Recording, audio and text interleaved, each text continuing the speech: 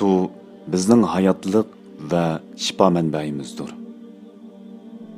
Hurmatli musulmonlar, Rabbimizning bizga ato qilgan eng qimmatli ne'matlarining biri sudir.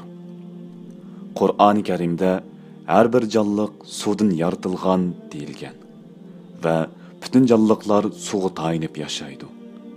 Suv hayotimizning manbasi va zaminning barakatidir. Badanimizga sog'lomlik va pokizlik, muhitimizga shafqat va go'zallik suv bilan keladi. Hurmatli mu'minlar, aziz dinimiz islom dini suvni muvofiq ishlatishga va isrof qilmaslikka buyuruydi.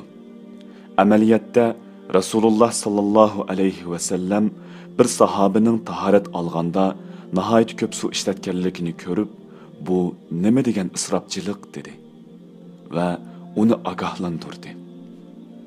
Sahobalarning tahoratda isrofchilik bormi degan savoliga, garchi sizlar yiqayotgan daryoda tahorat ilayotgan bo'lsanglarmi isrofchilik bor deb javob berdi.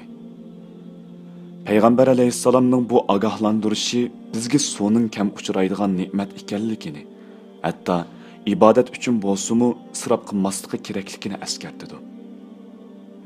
Qimmatli musulmonlar, Rabbimiz Qur'oni Karimda mundoq degan: Biz bulutdan hojatga qarab yomg'ir yog'dirdik.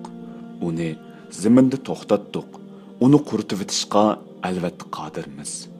Sura Mu'minun 18-oyat. Hammamizga ayonki, suv Rabbimiz tarafidan berilgan eng qimmatli ne'matlarning biridir.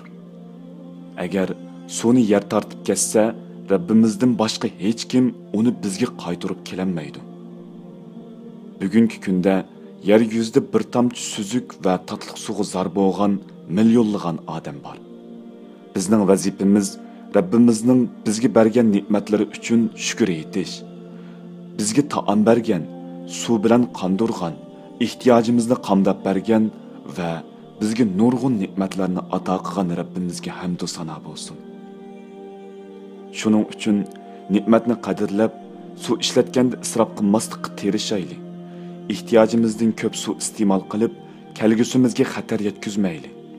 Boshqa jonliqlarning huquqiga daxli ta'ruz qilish orqali gunohkor bo'lmaylik.